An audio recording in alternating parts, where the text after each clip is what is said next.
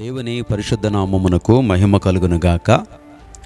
ప్రభునందు అత్యంత ప్రియులైన యేసుక్రీస్తు సంపూర్ణ సువార్త సంఘముల పరిశుద్ధులైన మీ అందరికీ, అదే రీతిగా ఇతర దేశాలలో ఉన్న సభ్యులైన మీ అందరికీ కూడా, ఇతర దేశాలలో దైవ సేవకులను ఆహ్వానించిన దైవజనులకు, అలాగే ఆయా ప్రాంతాల్లో ఉండి వీడియో చూస్తున్న మీ అందరికీ కూడా ప్రభువైన యేసుక్రీస్తు వారి కృపగలిగిన నామములో మీ అందరికీ శుభాభివందనాలు తెలియచేసుకుంటూ, ప్రియులారా, మరి ఈ విధంగా మీ ముందుకు రావడానికి కారణం ఏమిటంటే, దైవజనులు మన ఆత్మీయ తండ్రి శ్రీపాలు గారు వారిని గూర్చి, వారికి కలిగిన దర్శనాన్ని గూర్చి, వారికి కలిగిన సేవా పరిచర్య, దీనంతటిని గూర్చి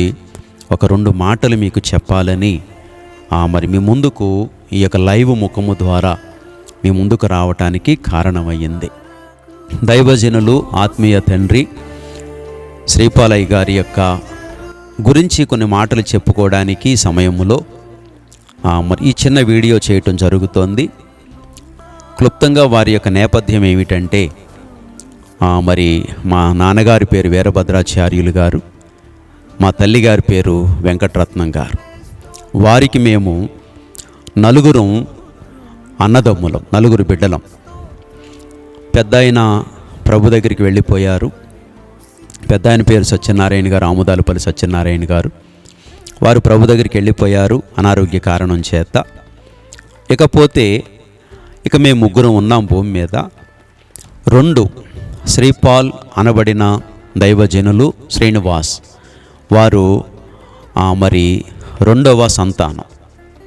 ఏమండి, 2వ సంతానంగా మా తల్లికి ఇచ్చారు దేవుడు. అలాగే 3 నాగభూషణం గారిని వారు, 4 నేను. ఇక మరి పెద్ద ఆయన భూమి మీద లేరు, ప్రభు దగ్గరికి వెళ్ళిపోయారు.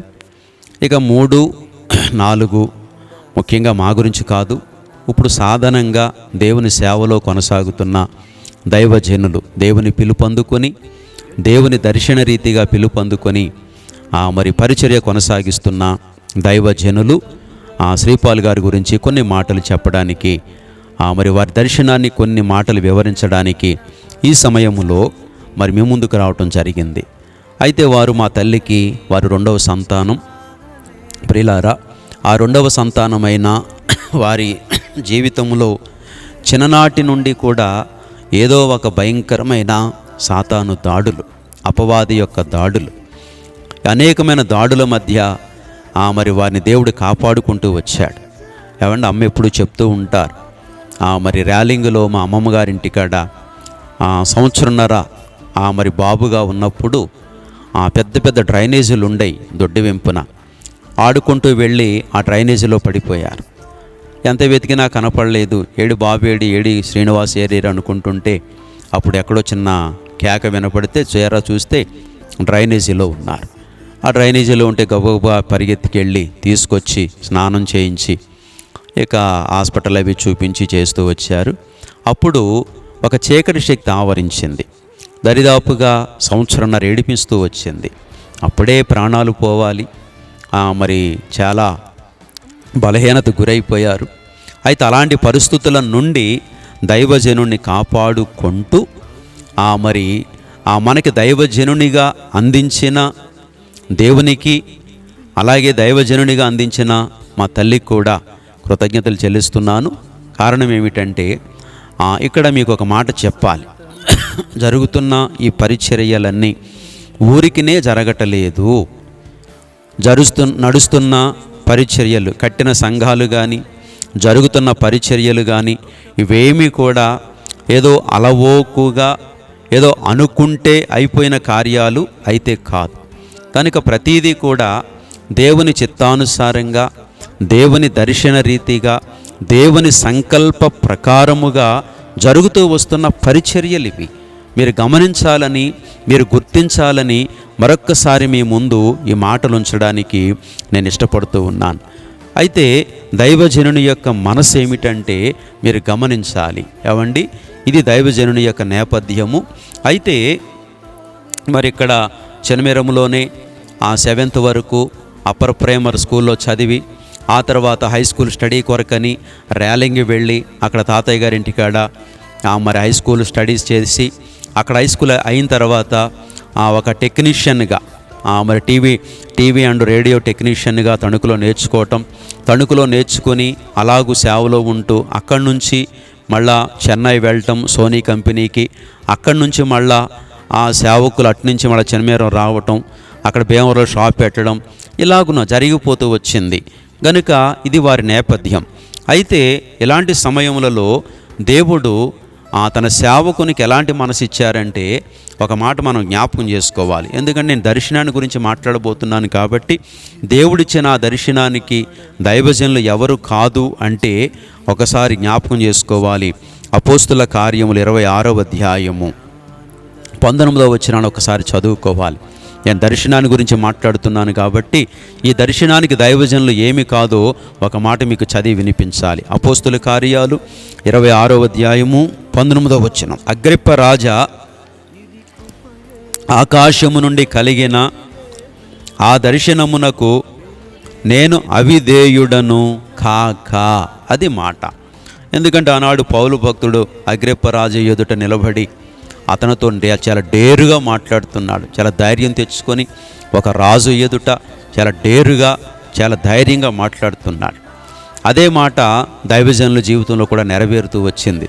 దైవజనులు మరి ఆకాశము నుండి కలిగిన ఆ దర్శనానికి ఆయన ఎవరు కాదు అంటే అవిధేయులు కాలేదు.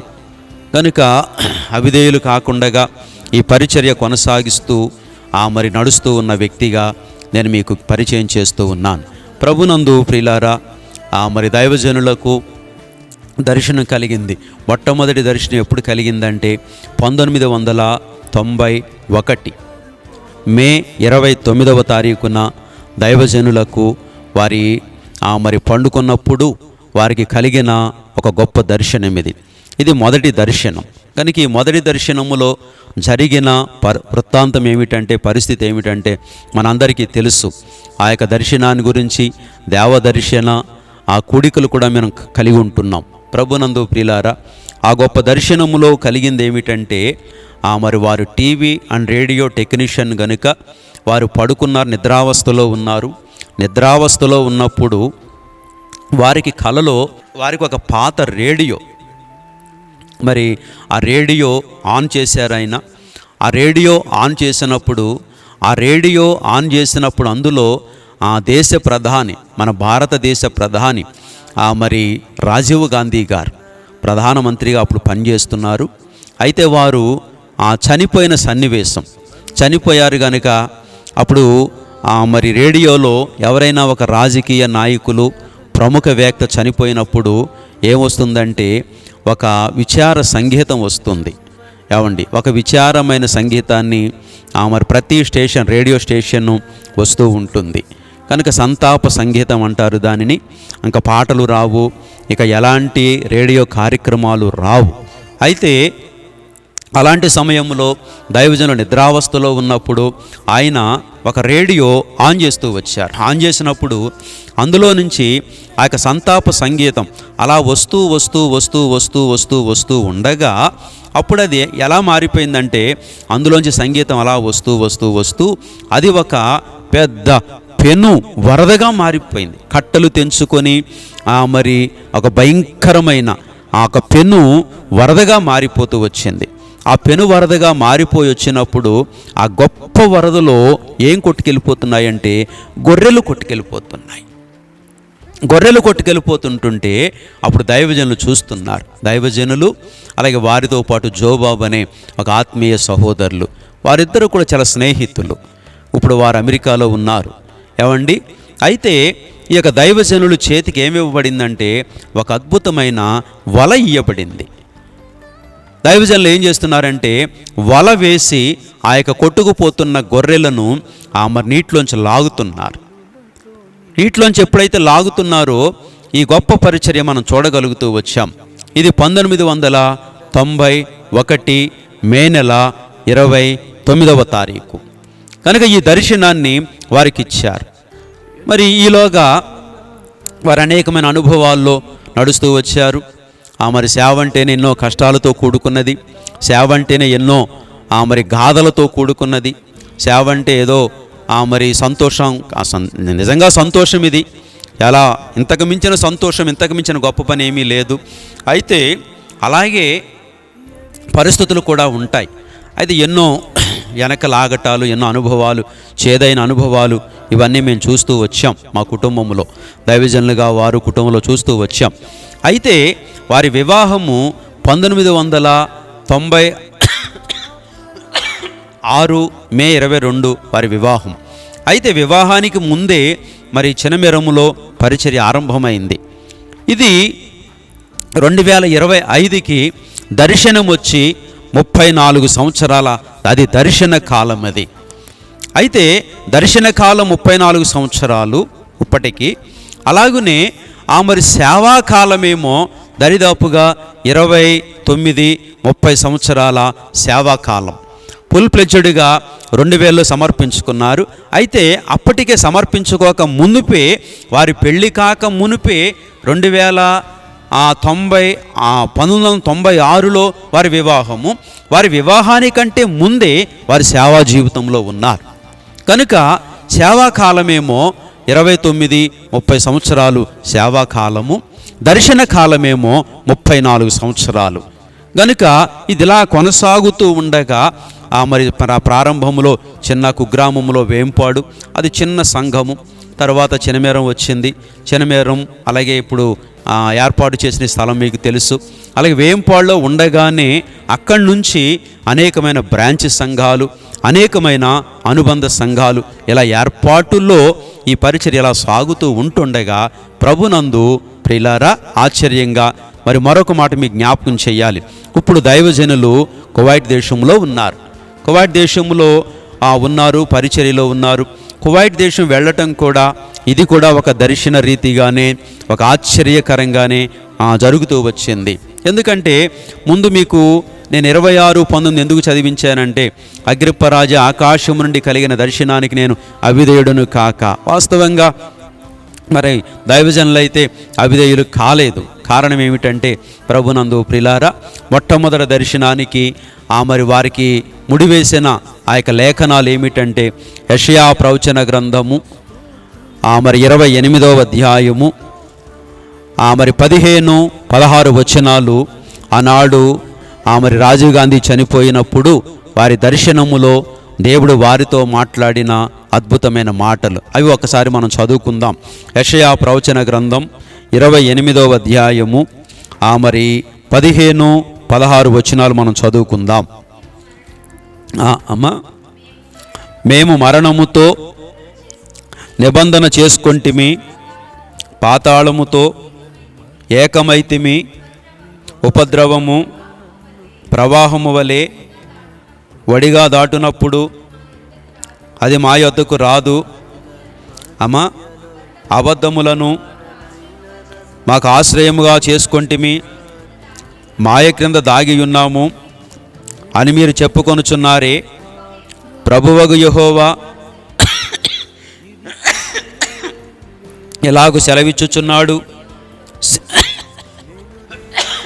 సియోనులో పునాదిగా రాతిని వేసిన వాడని నేనే, అది పరిశోధింపబడిన రాయి, అమూల్యమైన తలరాయి, బహుస్థిరమైన పునాది అయిన మూలరాయి అయి ఉన్నది. విశ్వసించువాడు కలవరపడడు.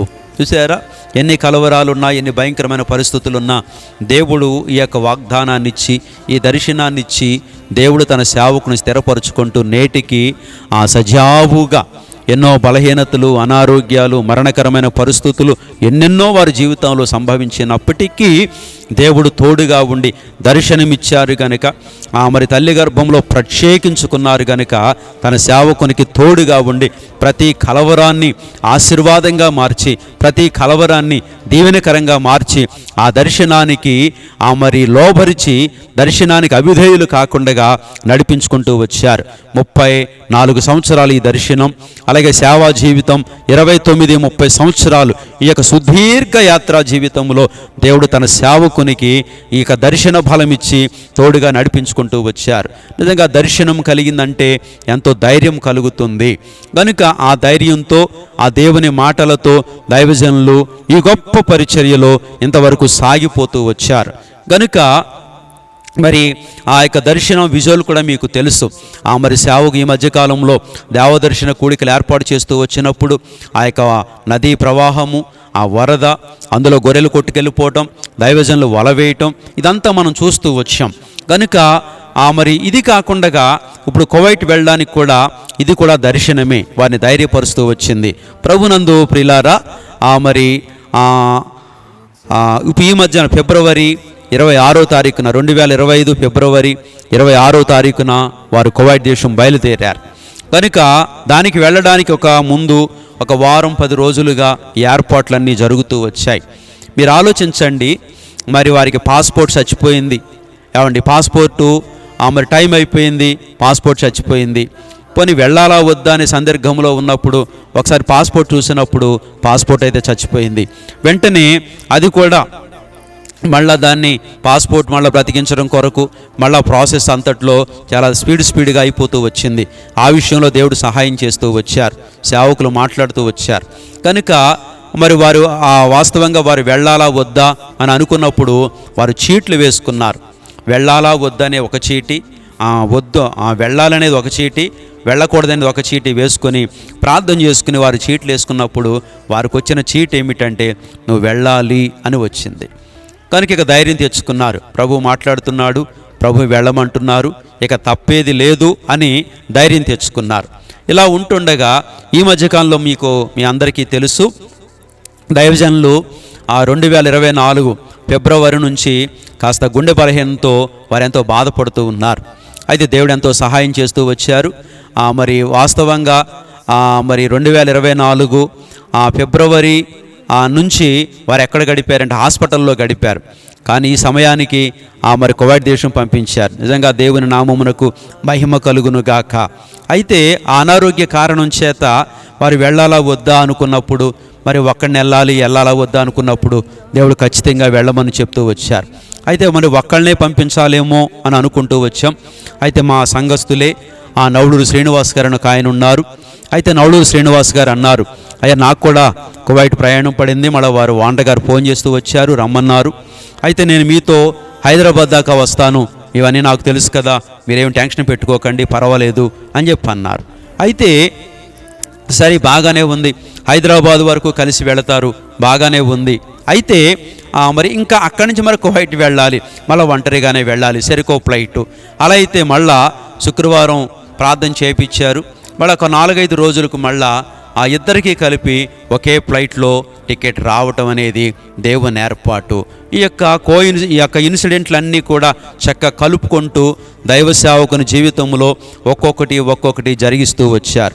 కనుక ఇవన్నీ కూడా మీరు బాగా గమనించాలని ప్రభు పేరట మనవి చేస్తూ ఉన్నాం. ఆ కారణం చేత దైవజనులు ధైర్యం తెచ్చుకొని ఎంతో ఉన్నతంగా మరి యొక్క పరిచర్యలో సాగుతూ వచ్చారు. ఈ దర్శనం గొప్పది కదా మరి.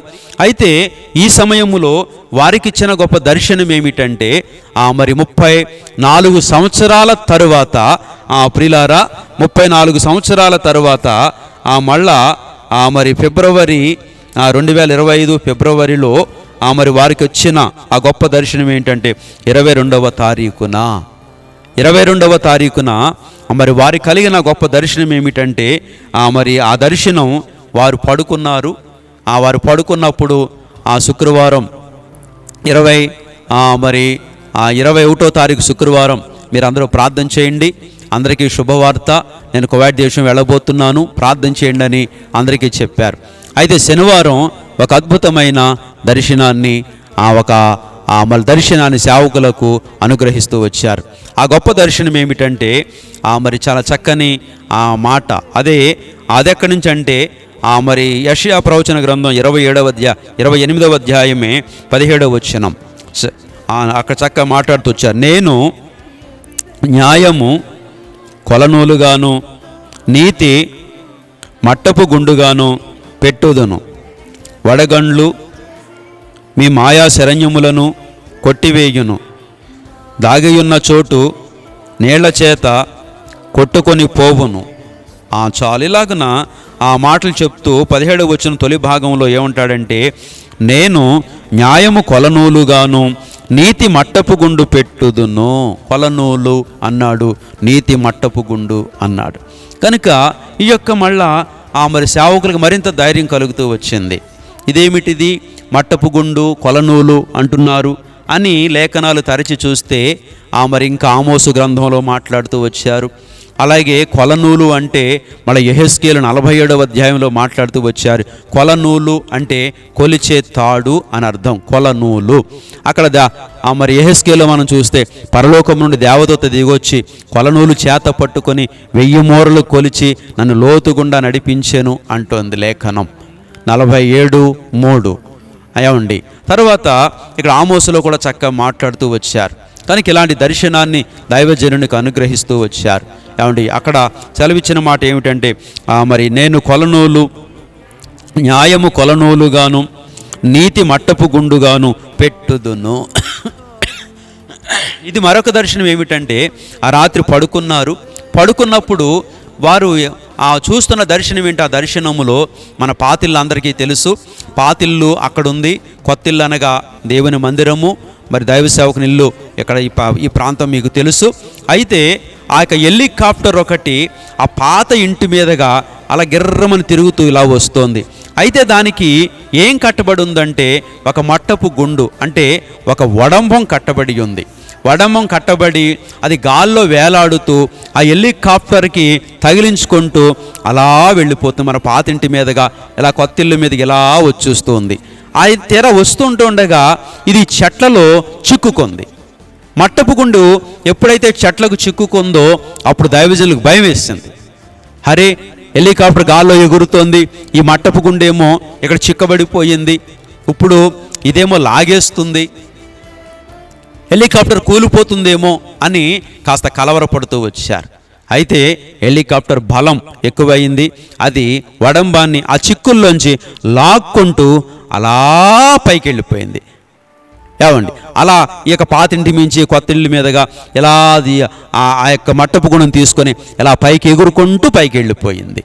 ఎప్పుడైతే పైకి వెళ్ళిపోయిందో అప్పుడు సేవకులు సంతోషిస్తూ వచ్చారు. వెంటనే తెల్లారి ఇదేమిటి ఆ మట్టపు గుండు మరి కొలనూలు ఇదేమిటని ఇలా ఇచ్చినప్పుడు మరి అక్కడ ఆమోసు గ్రంథంలో చక్కని వివరణిస్తూ వచ్చారు. కనుక ఇదంతా కూడా 34 సంవత్సరాల అనంతరం మళ్ళా అదే దర్శనానికి అదే వాక్యములో నుంచి దైవ సేవకులకి ఇచ్చిన గొప్ప దర్శనం. దేవుడు దర్శనాన్ని తప్పినవాడు కాదు కనుక దర్శనాన్ని తప్పలేదు. దర్శనాన్ని తప్పకుండా అదే అధ్యాయంలోంచి అదే వచనాల్లోంచి మళ్ళీ మాట్లాడుతూ వస్తున్నాడు. కనుక మీరు గమనించినట్లయితే 15-16 వచనాలేమో 34 సంవత్సరాల క్రితం అనుగ్రహించాడు దర్శనము. 34 సంవత్సరాల అనంతరం 17వ వచనాన్ని దర్శనంగా ఇచ్చాడు. ఎందుకంటే ఈ దర్శనాలు కాలాలు ఇలాగ ఉంటాయన్నమాట. మీరు ఒక మాట గమనిస్తే మరి యాకోబు పత్రిక 5వ అధ్యాయము, దయచేసి గమనించండి, సహాయం చేయండి. యాకోబు పత్రిక 5వ అధ్యాయము 17-18 వచనాలు. ఏలియా మన వంటి స్వభావం గల మనుష్యుడే, వర్షింపకుండునట్లు అతడు ఆసక్తితో ప్రార్థన చేయగా 3.5 సంవత్సరముల వరకు భూమి మీద వర్షింపలేదు. అతడు 18వ వచనం, మరలా ప్రార్థన చేయగా ఆకాశము వర్షమిచ్చెను, భూమి తన ఫలమిచ్చెను. అంటే అతడు మరలా ప్రార్థన చేయగా అంటే అర్థం ఏమిటి? 17 తర్వాత వెంటనే 18. వెంటనే చేసేసాడనా? కాదు, వెంటనే చేశాడని కాదు. 17 తర్వాత 18 వచ్చిన వెంటనే ఉంది. అయితే 17కి 18కి మధ్యలో కాల వ్యవధి ఎంత కాలం అంటే 3.5 సంవత్సరాల కాల వ్యవధి. అతడు మరలా ప్రార్థన చేయగా అంటే 3.5 సంవత్సరాల తర్వాత ప్రార్థన చేస్తూ వచ్చారు. అప్పుడు భూమి ఆకాశం వర్షం ఇచ్చింది, భూమి తన ఫలం ఇచ్చింది. అలాగూ ఉంటాయన్నమాట. కనుక ఇక్కడ యెషయా ప్రవచన గ్రంథం 1991లో ఇచ్చిన మరి 58, 15-16 వచనాలకు, అలాగే 2025 ఫిబ్రవరి 22వ తారీఖున ఇచ్చిన 17వ వచనానికి కాల వ్యవధి ఎంతంటే 34 సంవత్సరాల కాల వ్యవధి. అందుకే ముందు చదివించాను. అపోస్తుల కార్యాల్లో పౌలు అగ్రిప్పరాజు ఎదుట నిలబడి మాట్లాడుతున్నాడు. రాజా అగ్రిప్ప, ఆకాశము నుండి కలిగిన దర్శనానికి నేను అవిధేయుడను కాను. నిజంగా దైవజనులు ఆ దర్శనం వచ్చిన తర్వాత మరింత బలం తెచ్చుకొని, గుండె ధైర్యం తెచ్చుకొని ఇప్పుడు కువైట్ దేశంలో పరిచర్య చేస్తున్నారు. వాస్తవంగా ఈ సమయంలో ఎవరు వెళ్ళాలంటే వేరొక దైవజనులు వెళ్ళాలి. వేరొక దైవజనులు సన్నీఫాల్ గారు వెళ్ళాలి. అయితే వారికి వీలు కాని పరిస్థితులు వారికి వచ్చాయి. అయితే వారు ప్రార్థన చేసినప్పుడు ఈ దైవజనులు పంపించాలి అన్న ఆలోచన కలుగుతూ వచ్చింది. ఇలాగ దర్శన రీతిగా మరి సేవకుని పంపించి ఈ పని అద్భుతంగా జరిగిస్తూ వస్తున్నారు. కనుక ఈ కడవరి దినాలలో ప్రభునందు ప్రియులారా, మరి ఆ యొక్క పౌలు దర్శనానికి అవిధేయుడు కాలేనట్టుగా మరి ఈవేళ సేవకుడు అనగా మన ఆత్మీయ తండ్రి వారికి కలిగిన దర్శనానికి వారు అవిధేయులు కాలేదు. కనుక మనం కూడా మరి ఆ దర్శనానికి, అంటే ఆ దర్శనం కలిగిన వ్యక్తులకు మనం అవిధేయులం కాకూడదు. ఎందుకంటే వారు ఇప్పుడు వెళ్ళిన కారణం ఏమిటంటే ఆమోసు గ్రంథం దయచేసి చూడండి. ఆ దర్శనములో అద్భుతంగా కనబడుతున్న మాటలు ఏమిటంటే ఆమోసు గ్రంథము దయచేసి 7వ అధ్యాయము, ఆమోసు గ్రంథము 7వ అధ్యాయము ప్రభునందు ప్రియులారా 7వ వచనం మనం చదువుకుందాం ఒక మాట. మరియు యెహోవా తాను మట్టపు గుండు చేత పట్టుకొని గుండు పెట్టి చక్కగా కట్టబడిన ఒక గోడ మీద నిలువబడి, చూసారా, ఇట్లు దర్శన రీతిగా నాకు కనబరిచెను. చూసారా, నిజంగా మట్టపు గుండు పెట్టి ఒక గోడ కడుతున్న దృశ్యం. నిజంగా మేస్త్రులు వడంబం వేసి కడుతూ ఉంటారు. నిజంగా ఆ గోడలో పిల్లర్ నుంచి పిల్లర్కి గోడ వస్తుంది. ఆ గోడ మధ్యలో కింద నుంచి ఇటుకలు కట్టుకుంటూ వెళతారు. ప్రతి ఇటుక దేనికి సరిపోవాలంటే వడంబానికి, ఆ గుండుకు సరిపోవాలి. మేస్త్రి ప్రతి ఇటుక్కి వడంబం వేస్తారు. మీరు అది గమనించాలి. ఆ వడంబాని కట్టకపోతే అది గోడ నిలబడదు. ప్రతి రాయి, ఎందుకంటే ప్రతి ఇటుక రాయి దేనికి సరిపోవాలంటే వడంబానికి సరిపోవాలి. 1 పేతురు పత్రికలో మనల్ని దేంతో పోల్చాడంటే సజీవమైన రాళ్ళు అన్నాడు. ఈ ప్రతి రాయి కూడా దేవుని మందిరం అనే కన్స్ట్రక్షన్లో ఏమవ్వాలంటే ఆ గుండెకు సరిపోవాలి. అక్కడ ఆమోస్తో అద్భుతమైన మాట మాట్లాడుతున్నాడు. మీరు గమనించాలి ప్రియులారా, ఈ అద్భుతమైన మాట మాట్లాడుతున్నాడు. ఏమనంటే మరియు యెహోవా తాను మట్టపు గుండు చేత పట్టు. ఈ మట్టపు గుండు ఎవరు పట్టుకున్నారంటే దేవుడే పట్టుకున్నాడు. దేవుడే చేత పట్టుకొని అక్కడ అంటున్నాడు గుండు పెట్టి. ఏది పెట్టి? గుండు పెట్టి. అంటే ప్రతి ఇటుక ప్రతి రాయ గుండుకు సరిపోవాలి. ఆ వడంబం అనే గుండుకు సరిపోవాలి. గుండు పెట్టి చక్కగా కట్టబడిన ఈ రాళ్లను ఎలా కట్టబడాలంటే చక్కగా కట్టబడాలి. అలా చక్కగా కడుతూ మరి చినమిరములో ఇలాగే పరిసర ప్రాంతాల్లో అనేకమైన పరిచర్యలు చేస్తూ వచ్చారు. అలాగే మరి సేవకుడు మరి సేవకుని దేవుడు ఇతర దేశం కూడా పంపించాలనుకున్నారు. మరి అక్కడ కూడా చక్కగా కట్టాలనుకున్నారు గుండుకి. కనుక ఆ యొక్క కొలనోలు ఆ యొక్క మట్టపు గుండు చేత పెట్టి మరి పంపిస్తూ వచ్చారు సేవకుల్ని. అక్కడ కూడా మరి పరిచర్య కొనసాగుతూ ఉంది. అక్కడ చదువుతల్లి ఒక గోడ మీద నిలువబడి ఇట్లా దర్శన రీతిగా నాకు కనుపరిచెను. యెహోవా ఆమోసు నీకు కనబడుచున్నదేమని నన్ను అడుగగా నాకు మట్టపు గుండు కనబడుచున్నదని నేనంటిని. అప్పుడు యెహోవా సెలవిచ్చినదేమనగా నా జనులకు ఇశ్రాయేలీయుల మధ్యను మట్టపు గుండు వేయబోవుచున్నాను. నేనికను అది వారిని దాటిపోను. ఆమోస్తో దేవుడు అడుగుతున్నాడు, ఆమోసు నీకేం కనపడుతుందయ్యా అంటే ఆయన అంటాడు మట్టపు గుండు కనపడుతోంది అంటాడు. నిజంగా ఆనాడు ఆమోసుకి ఇచ్చిన దర్శనాన్ని దైవజనులు మన ఆత్మీయ తండ్రికి ఇవ్వటం దేవునికి మహిమ కలుగునుగాక. వీరి దర్శనములో 2025 ఫిబ్రవరి 22వ తారీఖున వీరి కలిగిన దర్శనములో కనిపించింది ఏమిటంటే మట్టపు గుండు కనిపించింది. ఆనాడు ఆమోసును అడిగినట్లుగా ఇప్పుడు దైవజనులు అడుగుతూ వచ్చారు, నీకేం కనపడింది నాయన అంటే ఆయనకి ఏం కనపడుతుందంటే హెలికాప్టర్కి ఏం కట్టబడి మట్టపు గుండు కట్టబడి. అడిగారట, ప్రభువా మరి వెళ్ళాలంటే నేను హెలికాప్టర్లో ఉండాలి కదా అంటే దేవుడు అన్నాడట, నువ్వు హెలికాప్టర్లో ఉంటే మట్టపు గుండు ఎలా చూస్తావయ్యా? నిజమే కదా, అందులో ఉంటే ఎలా కనపడుతుంది? కనుక నేను వెళ్ళవలసిన విమానం కదా అంటే విమానం ఈ ప్రాంతాలకు రాదు కదా. ఎన్నో విషయాల్లో దేవుడు క్లారిటీ ఇచ్చి సేవకునికి దర్శనాన్ని మరింత ధైర్యాన్ని ఇచ్చి మరి కువైట్ దేశం పంపిస్తూ వచ్చారు. కనుక ప్రభునందు ప్రియులారా, ఈ యొక్క ఉన్నత దర్శనాన్ని అందుకున్న దైవజనుని కొరకు మరింతగా మీరు ప్రార్థన చేస్తారని మీ ముందుకు ఈ దర్శనాన్ని మరి మాట్లాడడానికి మీ ముందుకు రావడం జరుగుతూ వచ్చింది. మీ అందరికీ తెలియదని కాదు, మీ అందరికీ తెలుసు, ప్రార్థనలు చేస్తున్నారు. అయితే మరి ఈ కడవరి దినాలలో మరింత బలంగా దైవజనుని కొరకు వారి దర్శన రీతిగా సాగుతున్న ఈ గొప్ప పరిచర్యను మీరు ప్రోత్సహిస్తారని, ప్రార్థిస్తారని, పాలు పంపులు బాగా పొందుతారని మీకు ఈ విషయాలు తెలియచేస్తూ ఉన్నాం. ప్రభునందు ప్రియులారా, దైవజనులు ఎప్పుడూ కూడా మరి వారు మాట్లాడినా, ప్రార్థన చేసిన, వాక్యాన్ని ప్రకటించిన దేవుని వాక్యములో నుంచే తప్ప వాక్యములో నుంచి వారు బయటకు వెళ్ళరు. ఎందుకంటే మరి దేవుని వాక్యం అంటే భయం, అంత ఆసక్తి వారికి. కనుక అలాంటి దైవజనుల కొరకు మీరు ప్రార్థన చేస్తారని ప్రభు పేరట మనవి చేస్తూ ఉన్నాను. అలాంటి గొప్ప దైవజనుని పరిచర్యలో మనల్ని కూడా బలపరిచి వాడుకుంటున్నారు చూశారు. అందును బట్టి దేవునికి మహిమ కలుగునుగాక. ఈ గొప్ప దర్శనంలో జరుగుతున్న ఈ పరిచర్య కొరకు మనం బలంగా ప్రార్థన చెయ్యాలి. అంత మాత్రమే కాదు, ఇంకా మనం కొన్ని లేఖనాలు జ్ఞాపకం చేసుకుంటూ ఇంకొక 2 మాటలు చెప్పి నేను ముగిస్తాను.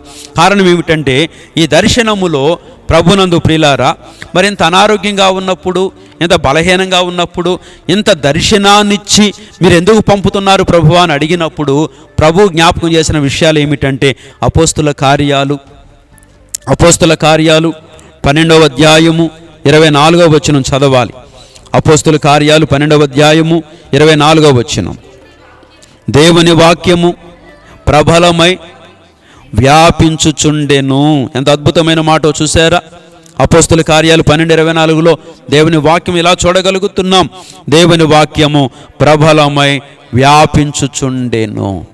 దేవుని వాక్యం ప్రబలమై, ఎవరి ద్వారా ప్రబలం కావాలంటే దర్శన రీతిగా ప్రబలం కావాలి. సత్య సంబంధిత వ్యక్తుల ద్వారా, సత్య సంబంధిత సేవకుల ద్వారా దేవుని వాక్యం ప్రబలం కావాలి. దేవుని సేవలు, పరిచర్యలు లేవని కాదు, ఎక్కడ పడితే అక్కడే ఉన్నాయి. అయితే అనేకమైన బోధలున్నాయి. నికోలాయిత బోధలున్నాయి, దెయ్యపు బోధలున్నాయి, యెజబేలు బోధలున్నాయి, అనేక బిలాము బోధలున్నాయి, రకరకాల బోధలున్నాయి, భిన్నమైన బోధలున్నాయి. కనుక ఇన్ని ఇలాంటి బోధల మధ్యలో సత్య సంబంధిత బోధ కావాలి. కనుకనే అక్కడ చక్కగా చెప్పబడుతున్న మాట ఏమిటంటే ఈ సత్య సంబంధిత దేవుని వాక్యము ప్రబలమై వ్యాపించుచుండెను. దైవజనులు వెళ్ళారు, సత్యాన్నే మాట్లాడుతారు. అపోస్తలిక బోధనే మాట్లాడతారు, సత్యాన్నే మాట్లాడుతారు. కనుక వారి ద్వారా ఈ పని వ్యాపింప చేయాలి అని అనుకున్నాడు. ఎందుకంటే దైవజనుడు దర్శనములో ఉన్న వ్యక్తి కనుక, దైవజనుడు మన యొక్క సాధనం దేవుని దర్శనములో ఉన్నవాడు కనుక, దేవుని దర్శనానికి అవిధేయుడు కాదు కనుక దేవుడు ఈ వ్యక్తి ద్వారా తన వాక్యాన్ని వ్యాపింప చేయాలి అని అనుకున్నారు. ఇక్కడ ఇలా వ్రాస్తూ వచ్చాడు. ఇది మాత్రమే కాదు, అపోస్తుల కార్యాలు 19వ అధ్యాయము 20వ వచనం, ఇది కూడా చూసుకుందాం. అపోస్తుల కార్యాలు 19వ అధ్యాయము 20వ వచనాన్ని కూడా చూసుకుందాం. ఇంత ప్రభావముతో ప్రభు వాక్యము ప్రబలమై వ్యాపించెను. ఇంత ప్రభావముతో ఈ దర్శనమిచ్చిన వ్యక్తి ద్వారా, ఈ దర్శనమిచ్చిన సాధనము ద్వారా ఈ దేవుని వాక్యము, ఈ ప్రభు వాక్యము ఇంత ప్రభావముతో ఎంత అద్భుతమైన మాట. ప్రభుని అడిగినప్పుడు ఎందుకు నాయనా ఇంత బలహీనతలో మళ్ళా నువ్వు దూరదేశాలు పంపిస్తున్నావు? వారు కూడా వాస్తవంగా కొంతకాలం ఆగి వెళదామని ఆలోచనలో ఉన్నారు. అయితే దేవుని దర్శనం త్వరపెట్టి పంపించింది. ఎందుకు అంటే ఇంత ప్రభావముతో ప్రభు వాక్యము ప్రబలమై వ్యాపించెను. ఎలా వ్యాపించాలంటే ఒక కారు చిచ్చులా వ్యాపించాలి. చూడండి, ఈ మధ్యకాలంలో మనం అమెరికా లాస్ ఏంజల్లో మనం చూస్తూ వచ్చాం ఒక అగ్ని ప్రమాదం. ఒకదాని నుంచి ఒకటి ఆ దేశమంతా వ్యాపించి ఎంతో అడవి తగులుపడిపోయిందట. ఎన్నో ఇళ్ళు, ఎన్నో కారులు, ఎన్నో ఆస్తి నష్టం. ఇంత ప్రభావంతో ఈ దేవుని వాక్యం ఏమవ్వాలంటే కారు చిచ్చులా వ్యాపించాలి. దేవుడు అందుకే పంపించాడు. అంత మాత్రమే కాదు, మరొక మాట మనం జ్ఞాపకం చేసుకుంటే ఇదే అపోస్తుల కార్యాలలో 6వ అధ్యాయము 7వ వచనం. దేవుని వాక్యము ప్రబలమై శిష్యుల సంఖ్య యెరూషలేములో బహుగా విస్తరించెను, మరియు యాజకులలో అనేకులు విశ్వాసులకు లోబడిరి. చూశారు సంఖ్య ఎలా పెరుగుతూ వచ్చిందో. అంటే ఈ దర్శన రీతిగా చేయబడుతున్న ఈ పరిచర్యకు శిష్యుల సంఖ్య కావాలి, యాజకుల సంఖ్య కావాలి. అది శిష్యులు విస్తరించాలి, దేవుని వాక్యం బలంగా ప్రబలమై వ్యాపించాలి. దేవుడు తన పనిలో ఉన్నారు, సేవకుడు తన పనిలో ఉన్నారు. మనం కూడా ఈ పని ప్రోత్సహించాలని ప్రభు పేరట మనవి చేస్తూ ఉన్నాను. గనుకనే మరి 27 నుంచి ఫిబ్రవరి 27 నుంచి మార్చి 11వ తారీఖు వరకు మరి కువైట్ దేశంలో ఉంటారు. ఈ ఉన్నన్ని దినాలు దేవుడు తన దర్శనాన్ని ఇచ్చి అద్భుతంగా వాడుకోవడానికి మీ బలమైన ప్రార్థనలు కావాలి. ఎందుకంటే ఆ కువైట్లో ఉన్నంత వరకే అని కాదు, అయితే ఈ యొక్క సేవా జీవితంలో ప్రతిదినము మీ అందరి ప్రార్థనలు అవసరం. ప్రభువా, చక్కని దర్శనం కలిగిన దైవజనుల్ని, ఆత్మీయ తండ్రిని మాకు ఇచ్చారు ప్రభువా, కనుక ఈ పని చక్కగా ముందుకు సాగడానికి మీరు సహాయపడుతూ రండని మనం ప్రార్థన చెయ్యాలి.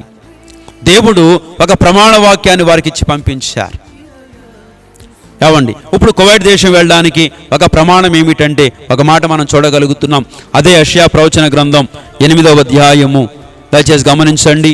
యెషయా ప్రవచన గ్రంథం 8వ అధ్యాయము 16వ వచనాన్ని మనం చూస్తే, దయచేసి చక్కగా మాట్లాడుతున్నాడు కదా. యెషయా 8:16 చదువుతల్లి. ఈ ప్రమాణ వాక్యమును కట్టుము, ఈ బోధను ముద్రించి, చూసారా అంటున్నాడు, నా శిష్యునికి అప్పగించు. ఎంత అద్భుతమైన మాట మాట్లాడుతున్నాడు. ఏమనంటే ఈ ప్రవచన వాక్యము కట్టుము, ఈ బోధన ముద్రించి నా శిష్యులకు అప్పగింపుము. చాలా అద్భుతం. మరి ఈ ఇంత ఉన్నతమైన వ్యక్తిగా, ఇంత ఉన్నతమైన లేఖన మరి ఆ సత్యాన్ని దేవుడు వివరించి తన దర్శనాన్ని ఇచ్చి దేవుడు వాడుకుంటున్న విధానాన్ని మనం చూడగలుగుతూ ఉన్నాం ప్రభునందు ప్రియులారా. ఈ దర్శన వాక్యము, ఈ ప్రవచన వాక్యము అంటాడు. కనుక ఇక్కడేమో ఇలా మాట్లాడుతూ ఉన్నారు. అంత మాత్రమే కాదు, ఇక్కడ మాట్లాడిన మాట ఏంటంటే ఈ యొక్క ప్రమాణ వాక్యము, ఒక ప్రమాణాన్ని ఇచ్చారు. దర్శనంలో ఒక ప్రమాణాన్ని చూపించారు. ఏమిటా ప్రమాణం అంటే కొలనూలు. అలాగే మరి అక్కడ చక్కగా చెప్తూ వచ్చారుగా ఆ మట్టపు గుండు. ఈ ప్రమాణాన్ని ఇచ్చి పంపిస్తూ వచ్చారు. నిజంగా సేవకుని పరిచర్యలో ఇదంతా మనం చూడగలుగుతూ ఉన్నాం ప్రభునందు ప్రియులారా. అద్భుతమైన మాటలు కదా. అంత మాత్రమే కాదు, అదే యెషయా ప్రవచన గ్రంథంలో మరొక మాట మనం చూడగలుగుతాము. ఏవండి, దయచేసి మరి ఈ మాటలు మనం చూడాలి. ఎలా అంటే ఒక మాట, అదే యెషయా ప్రవచన గ్రంథం 45వ అధ్యాయము 45:21.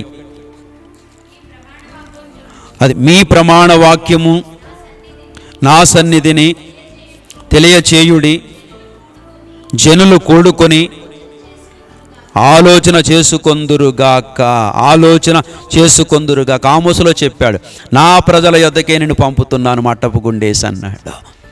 ఇది ప్రమాణం. ఈ ప్రమాణ వాక్యాన్ని ఇచ్చి సేవకుని పంపిస్తూ వచ్చాడు. కనుక సేవకుని ప్రతి అడుగు, సేవకుని ప్రతి ఆలోచన దేవుని వాక్యానుసారంగా ఉంటుందని, దేవుని దర్శనానుసారంగా ఉంటుందని మీరు గమనించాలని మరొక్కసారి ఈ మాటలు జ్ఞాపకం చేస్తూ ఉన్నాను. కనుక సేవా జీవితంలో అనేకమైన మలుపులు దేవుడు తోడై ఉన్నాడు. తన సేవకునికి ఇంత గొప్ప దర్శనాన్ని ఇచ్చి మన మధ్యలో వాడుకుంటున్నారు. ఇంత గొప్ప ఆత్మీయ తండ్రిని, ఇంత గొప్ప దైవజనులను మనకి ఆత్మీయ తండ్రిగా ఇచ్చినందుకు దేవునికి ఒక్కసారి మహిమ కలుగును గాక. అంత మాత్రమే కాదు, మరి కువైట్ దేశం కూడా మరి సేవా దర్శన రీతిగా మరి పంపిస్తూ వచ్చారు. కనుక మీరు మీ అనుదిన ప్రార్థనలో ఈ గొప్ప సాధనము కొరకు, ఈ గొప్ప దైవజనుని కొరకు మీరు అనుదినము ప్రార్థిస్తారని, దర్శనాన్ని జ్ఞాపకం చేసుకుని ప్రార్థిస్తారని మనవి చేస్తూ ఈ నా మాటలు ముగిస్తున్నాను. కనుక సేవకులు కువైట్లో ఉన్నంత వరకు వారి కొరకు ప్రార్థించండి. తర్వాత మళ్ళా అటు నుంచి బయలుదేరి వస్తారు. వచ్చిన తర్వాత కూడా అనేకమైన పరిచర్యలు ఉన్నాయి, వారి కొరకు ప్రార్థించండి. వారి పరిచర్య కొరకు ప్రార్థించాలని ప్రభు పేరట మనవి చేస్తూ, మరి ఇది మన ఆత్మీయ తండ్రి వారి జీవితంలో కలిగిన ఈ గొప్ప దర్శనం వారి అవిధేయులు కాక ఎంతో చక్కగా నడిపిస్తూ వస్తున్నారు. ఇలాంటి సేవకులను బట్టి దేవునికి మహిమ కలుగును గాక. ప్రార్థన చేసుకుందాం. చిన్న ప్రార్థన చేసి ముగిస్తాను. ప్రేమ కలిగిన తండ్రి, పరిశుద్ధుడా, నీ వందనాలు. నీ సేవకుని జీవితంలో తల్లి గర్భంలో మీరు ప్రత్యేకపరుచుకున్నారు. 91లో వాగ్దానం ఇచ్చారు నాయన. వాగ్దాన ఫలముతో నాయన మరి ఆ యొక్క దర్శన ఫలముతో వారు నడుస్తూ వచ్చారు. దరిదాపుగా 29-30 సంవత్సరాల సేవా సమయం, అలాగే దర్శన సమయం 34 సంవత్సరాలు. 34 సంవత్సరాల అనంతరం నీ సేవకునికి మళ్ళీ అదే అధ్యాయములో నుంచి దాని కింద వచ్చి నన్ను అనుగ్రహించి మీరు నడిపిస్తూ వచ్చారు ఆయన. మరి కొలనోలు అన్నారు, మట్టపుగుండు అన్నారు 17వ వచనములో. అలాగే మరి ఆమోసు 7:7లో కూడా 7:8లో కూడా ఎంతో చక్కగా మాట్లాడుతూ వచ్చారు. దానికి అదే మట్టపు గుండు, అదే గుండు నీ సేవకునికిచ్చి ఆయన యెషయాతో మాట్లాడిన మాట, ఆమోసుతో మాట్లాడిన మాట, కడవరి కాలమందు నీ సేవకుని ద్వారా అనగా మా ఆత్మీయ తండ్రి ద్వారా మాట్లాడి చక్కగా మరి నువ్వు సేవలో నడిపిస్తున్నందుకు వందనాలు, స్తోత్రాలు చెల్లిస్తూ దానికి ఎంత గొప్ప దర్శనములో నీ సేవకు నుంచినందుకు, నీ సేవకున్నే కాదు నీ సేవకునితో పాటు వారి కుటుంబమైన మమ్మల్ని అలాగే సంఘాలను ఉంచినందుకు మీకు వందనాలు, స్తోత్రాలు చెల్లిస్తూ, అలాగే గుండుతో చక్కగా ప్రతి కట్టడము కట్టబట్టడానికి మీరు సహాయపడుతూ రమ్మని ప్రార్థన చేస్తూ, నీ సేవకుడు ఎక్కడుంటే అక్కడ ప్రతి స్థలము కట్టబడాలి, ప్రతి రాయి కట్టబడాలి, ప్రతి మందిరం కట్టబడాలి, ప్రతి పరిచర్య కట్టబడాలి. అంత ఆశీర్వాదకరంగా మీ సేవకుని వాడుకోమని, మీ దాసుని మీరు బలపరిచి వాడుకోమని ప్రార్థన చేస్తూ వందనాలు, స్తోత్రాలు చెల్లిస్తూ మరొక పర్యాయము నీ దాసునికి కలిగిన ఈ గొప్ప దర్శనాన్ని వివరించడానికి మీరిచ్చిన ఈ సమయాన్ని బట్టి ప్రార్థిస్తూ కృతజ్ఞతాస్తుతులు చెల్లించుకుంటూ మహిమారోపించుకుంటూ నీ సేవకుని దీవెనకరంగా చేయండి. నీ దాసుని బట్టి సమస్తాన్ని ఆశీర్వదించమని ప్రార్థిస్తూ మహిమ చెల్లించుకుంటూ యేసు ప్రభు ఉన్నత నామములో ప్రార్థించి మీ సహాయం కొరకై అడిగి వేడుకుంటున్నాము తండ్రి. ఆమేన్. మన పరమ తండ్రి అయిన దేవుని ప్రేమ, కుమారుడైన యేసుక్రీస్తు నాథుని కృప, పరిశుద్ధాత్మదేవుని అన్యోన్యనిచ్చే సహవాసము దర్శనం పొందుకున్న నీ సేవకునికి, వారి కుటుంబానికి, వారున్న స్థలాలలో అలాగే వారి సంఘాలకు ఇప్పుడు ఎల్లప్పుడూ సదా తోడయుండి నడిపించునుగాక. ఆమేన్. ఆమేన్. అందరికి వందనాలండి. మధ్యలో వెర్రివాడనైన నన్ను పిలిచినది అద్భుతము.